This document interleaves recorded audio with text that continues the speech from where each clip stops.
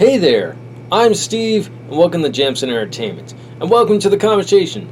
Just before we get started, there are many ways you can help. You can like and subscribe so you never miss a conversation, but most importantly, please share this video. Get the word out there. There's a community we can talk about all the things that we love. Today on Throwback Thursday, we're looking at 8 3/4, a movie that isn't available to the public. You have to know the director. I know the director simply because Steve and I used to work, and I'm not referring to myself in the third person there. His name is Steve Yarnell. We used to work together at Big Box Hardware, and I learned that he loves film like I do, and he made a film back in the early 80s, 8 3/4. It was shot on Super 8, and he was the writer, director, lighting, the makeup, the costume. He was a jack of all trades for this, and it's really well done. And it actually did premiere in theaters. I know, or at least I'm going to try to remember, because it's been a while since I talked to Steve about it. I am going to interview him on it, so I guess maybe I'll leave my memory, and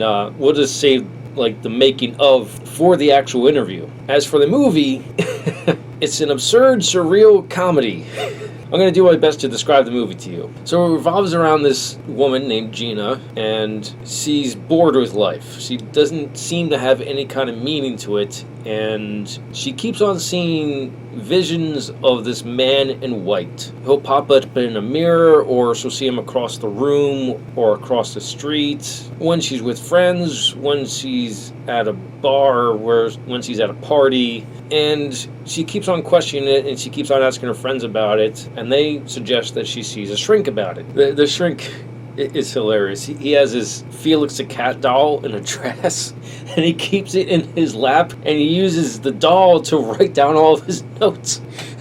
That's just the bit of the humor in this movie. That's the kind of surreal absurdity I'm talking about.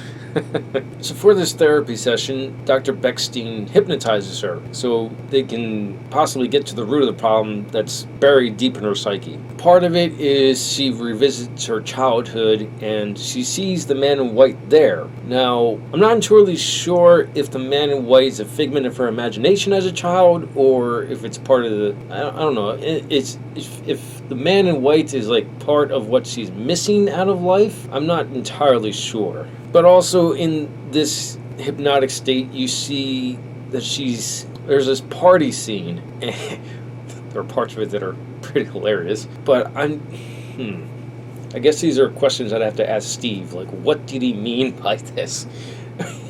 If there is any meaning to it, because sometimes things are absurd for absurdity's sake.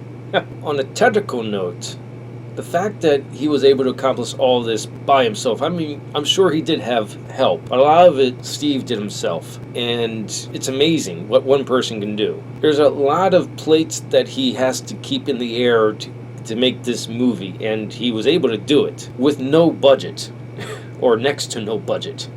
So that would be interesting to learn. The other great thing about this movie is you're not spoon-fed anything. A lot of it is visual storytelling, and the dialogue is just dialogue. It's not just exposition dump. So you are following this mystery with Gina, and it's fascinating to follow and watch it unfold before you.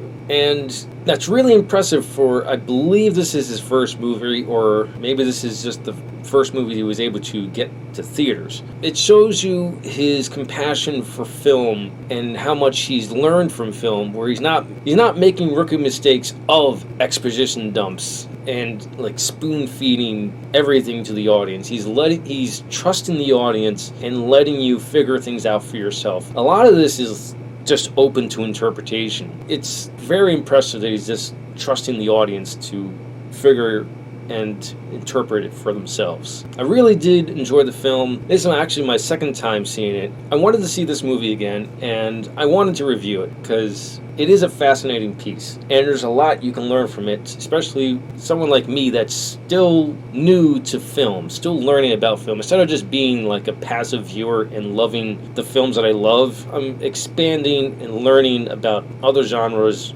and film in general. Those are my thoughts on 8 3/4. I know you can't give me your thoughts in the comments below on it, but give me your thoughts on surreal, absurd comedy movies that you may or may not have seen. What are your thoughts on it? Which ones would you recommend? Because I'm sure there's quite a lot out there. As always, you'll know when I know when the podcast of me interviewing Steve will come out. But until then, if you like what you saw, like it. If you think other people like it, share it. If you really liked it, hit the subscribe button. Thank you for watching and live your imagination.